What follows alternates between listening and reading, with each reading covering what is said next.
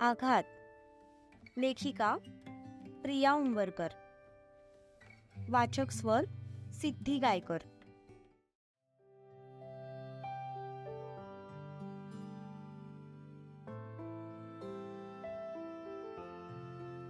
दुपारनंतर तारा पण तिच्या फॅमिली सोबत माहेरी निघून गेली आणि वाडा सुनांच्या जाण्याने सुना पडला.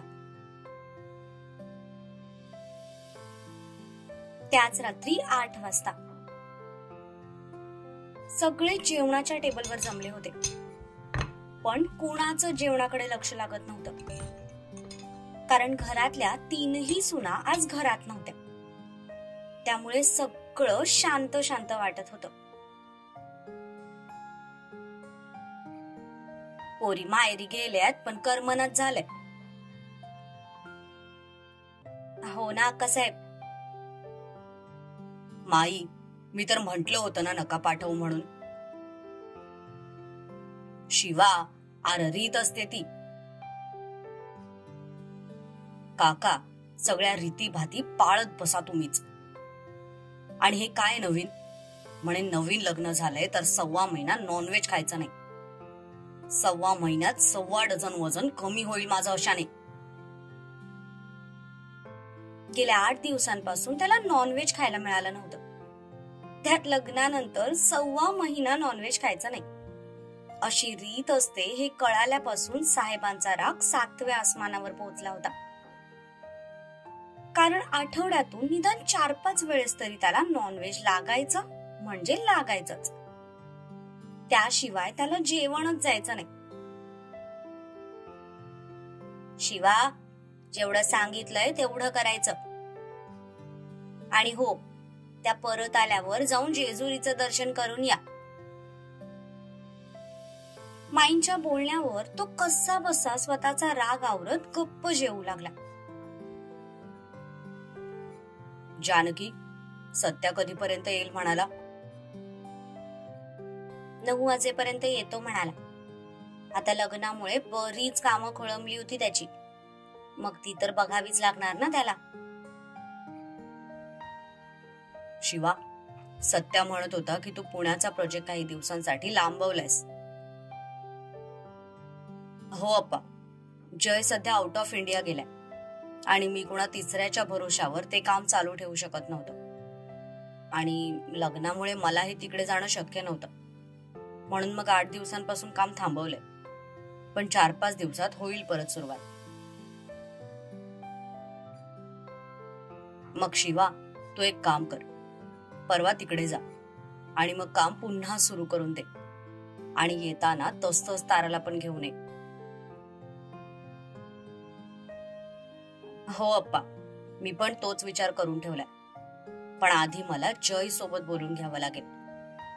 तो आपला बिझनेस पार्टनर आहे, त्यामुळे त्याला विचारणं सुद्धा तितकंच गरजेचं आहे.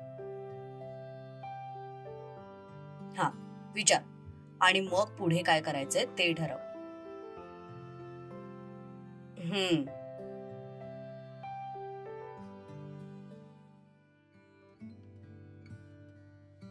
सगळ्यांची जेवणं आटोपली तसा जो तो आपापल्या कामाला निघून गेला.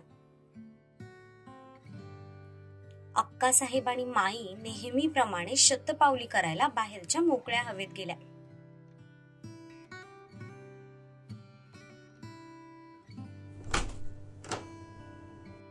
शिवादा, काही काम करतोयस का रे तू? वहिनीसाठी प्रेग्नन्सी बद्दल माहिती वाचतोय.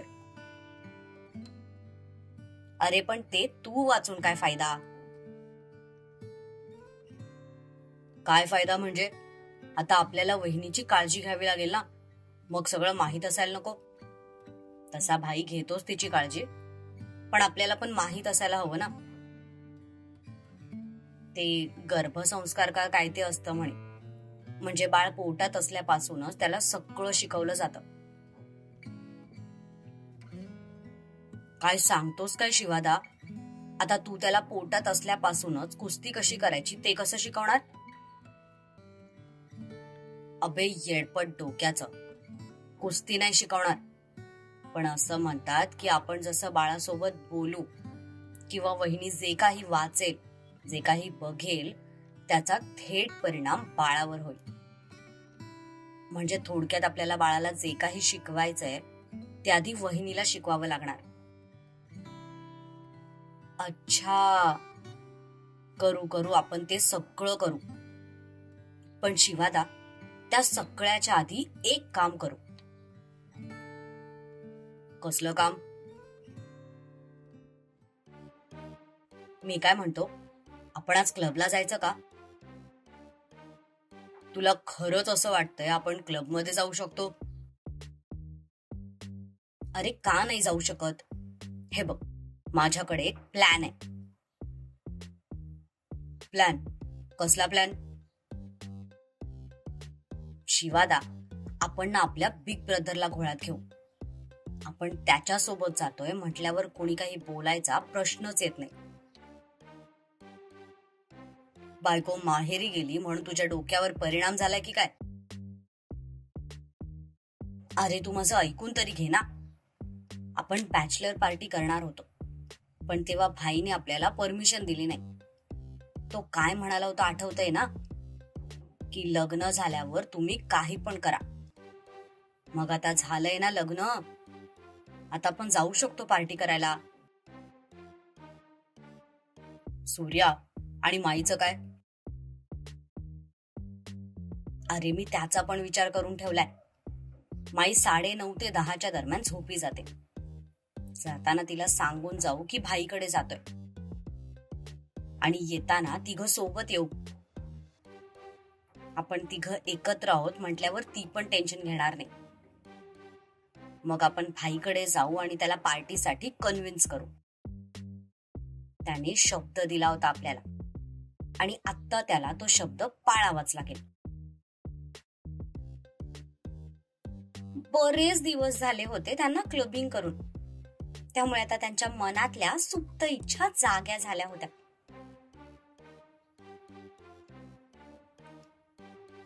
सूर्या, तुला खरंच वाटतंय भाई आपल्यासोबत यायला तयार होईल म्हणून? अरे तो आला तर ठीक, नाही आला तर आपण दोघं जाऊ, पण त्याची परमिशन घेऊन जाऊ. नाहीतर मागच्या वेळेसारखं तो उचकायचा आपल्यावर. ठीक आहे, आता तू एवढं म्हणतोच आहेस तर ट्राय करून बघायला हरकत नाही. तसं पण बरेच दिवस झाले, घसा ओला केला नाहीये.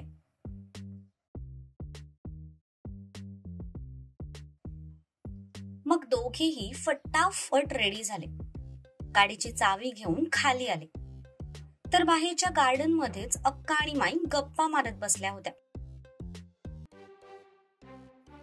माई, आम्ही ना भाईकडे चाललोय, येताना तिघं सोबतच येऊ. अरे शिवा, आता त्याची घरला यायची वेळ झाली. आणि तुम्ही कुठे निघाला या वक्ताला तोंड घेऊन? अक्का साहेबांच्या बोलण्यावर दोघेही एकमेकांच्या तोंडाकडे बघू लागले. आत्या, जाऊ द्या त्यांना, घरात बसून बसून कंटाळले असतील पोरं. थँक्यू सो मच माई, तू ना खूप गोड आहेस, आणि तू एक नंबरचा जनावर आहेस. सूर्याला तर काही कळलंच नाही.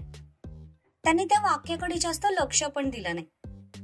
सध्या तरी आपल्याला बाहेर जायला मिळतंय, यातच दोघे खुश झाले होते. दोघांनीही गाडी काढली आणि ते सत्यजितकडे जायला निघाले.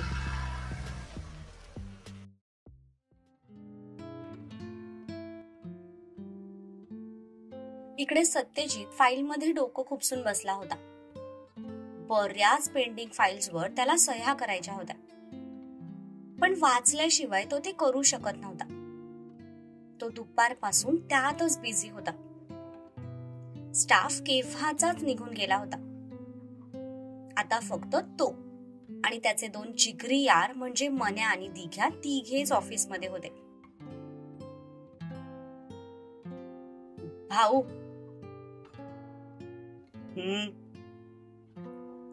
भाऊ, ते थोडं बोलायचं होतं. बोल पटकन. भाऊ, तुमच्याकडे 2 गुड न्यूज आहेत. तुमचं दुसऱ्यांदा लग्न पण झालंय आणि तुम्ही बाप पण होणार आहे. हा, मग मग भाऊ, तुम्ही त्याची पार्टी द्यायला पाहिजे ना. असं मी नाही, हा म्हणत होता. तसं दिघ्या त्याच्या तोंडाकडे बघतच राहिला. कुठे जायचंय पार्टीला?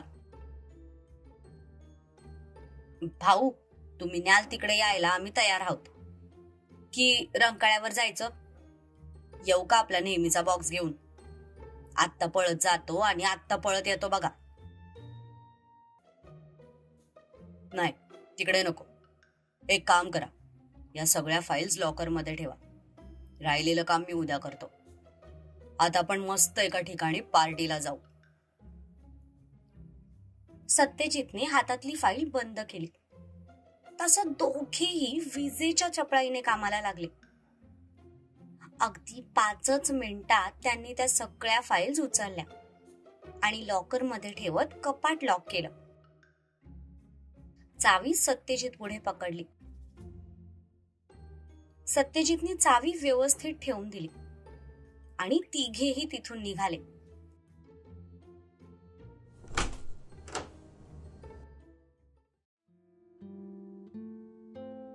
ते ऑफिसच्या खाली आले तितक्यात त्यांना मेन गेट मधून एक गाडी आत येताना दिसली. तसे ते तिघेही थांबले. गाडी गेट जवळच थांबली आणि त्यातून शिवा सूर्या बाहेर निघाले. त्यांना बघून इथे सत्यजितच्या कपाळावर आठ्या पसरल्या, कारण ते दोघे ऑफिस मध्ये येत आहेत हे त्याला माहीतच नव्हतं. भाई, आम्ही तुझ्याकडेच येत होतो. सूर्याच्या बोलण्यावर सत्या, मन्या आणि दिघ्या तिघेही एकमेकांकडे बघत राहिले. तोपर्यंत शिवा पण गाडी बाजूला लावून त्यांच्या जवळ पोहोचला होता. तुम्ही दोघं यावेळेला इथे काय करताय? भाई, ते आम्ही ना. सूर्या, आता माझ्याकडे बघू नकोस. आयडिया तुझीच होती ना, मग आता तूच बोल. भाई, तू आम्हाला प्रॉमिस केलं होतं की तू लग्नानंतर आम्हाला पार्टी करू देशील. मग आता तुझं ते प्रॉमिस पूर्ण करायची वेळ आली. सूर्या एका दमात बोलून रिकामा झाला. तसं पुन्हा एकदा सत्यजित, मन्या आणि दिघ्याने एकमेकांच्या तोंडाकडे पाहिलं आणि काही सेकंद थांबून तिघेही हसायला लागले. शिवा आणि सूर्या दोघांच्याही कपाळावर तर आठ्याच पसरल्या. हसायला काय झालंय?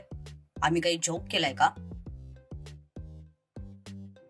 एक काम करा, गाडीत बसा आणि आमच्या मागे या. सत्यजित गाडीचा दरवाजा उघडून आत बसला.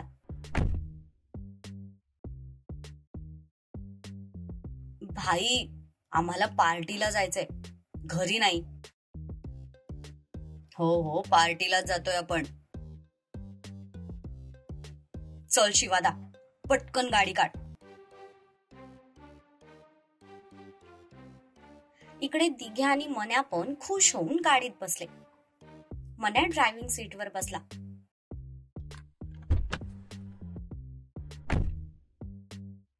आणि दिघ्या त्याच्या शेजारी.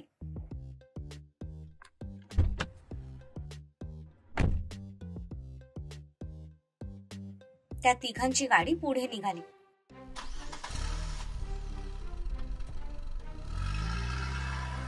आणि पाठोपाठ शिवाची गाडी गेटमधून बाहेर पडली.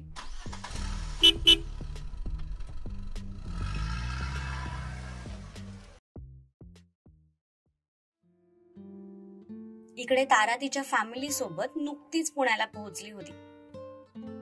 तिने पोहोचल्याचा शिवाला मेसेज करून सांगितलं. प्रवास करून ती इतकी दमली होती की जेवण करून लगेच बेडवर आडवी पडली आणि तशीच झोपून गेली. तिचा मेसेज बघून शिवा निर्धास्त झाला. आता त्याला कशाचीच भीती उरली नव्हती. सूर्या, तू राधाला कॉल केला होतास ना? नाहीतर नेमकी तिथे गेल्यावरती तुला कॉल करायची. अरे हो शिवादा, घरून निघायच्या आधी केला होता. आता तिचा परत काही कॉल येणार नाही.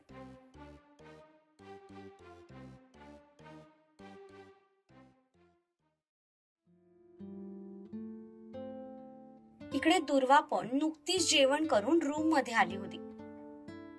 तितक्यात तिच्या मोबाईलचं नोटिफिकेशन वाजलं.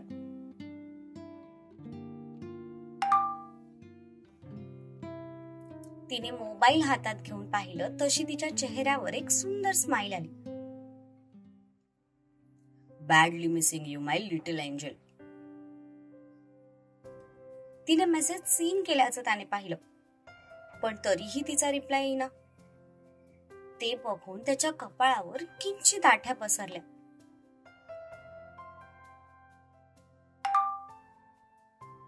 बोलायचं नाहीये का?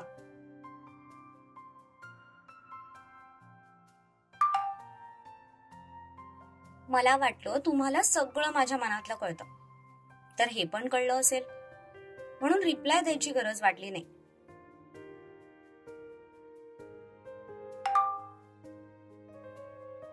मी साधा मनुष्य प्राणी आहे, मांत्रिक नाही. सगळं तुझ्या मनातलं कळायला.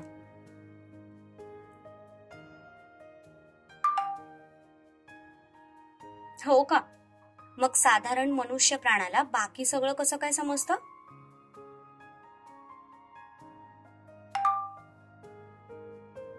मे बी आपल्या हार्ट टू हार्ट कनेक्शन असेल.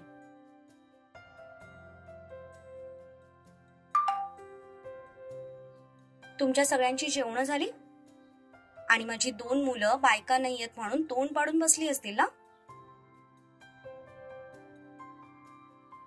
तिने मध्येच विषय फिरवला, पण तिचा मेसेज वाचून त्याला मात्र पुन्हा एकदा हसायला आलं. कारण जितकं साधं भोळं ती तिच्या मुलांना समजत होती, तितकेच ते आगाऊ आणि निर्लज्ज आहेत हे फक्त सत्यालाच माहित होतं.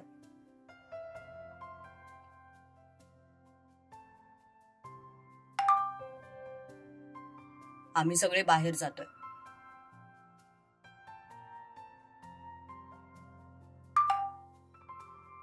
अच्छा, जेवायला?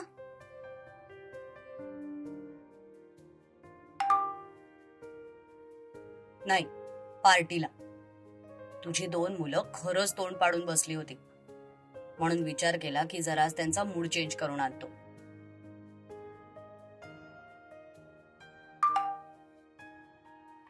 Okay okay, enjoy. आणि हो, क्लब मध्ये जात असाल तर दोघांवरही लक्ष ठेवा.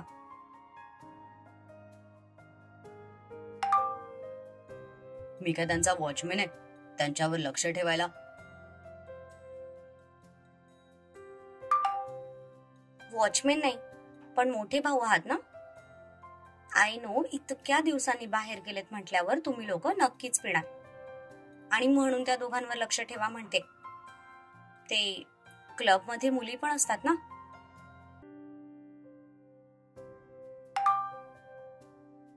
तुला फक्त त्यांचीच काळजी आहे वाटतं, नवऱ्याची नाहीये का? चुकून एखादी मुलगी माझ्या गळ्यात पडली तर?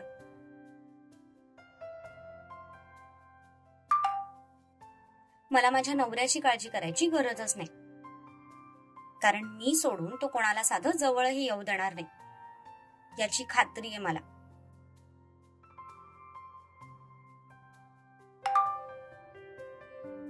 Love you.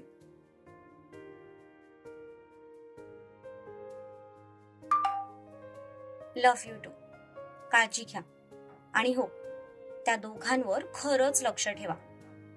पिल्यावर त्यांना कसलंच भान राहत नाही.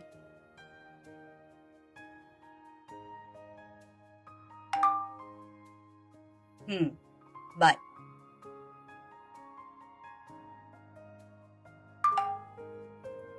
बाय. तिने एक हार्टचा इमोजी पाठवला आणि नेट ऑफ केला. मोबाईल तसाच छातीशी कवटाळून ती त्याच्या आठवणीमध्ये रममाण झाली.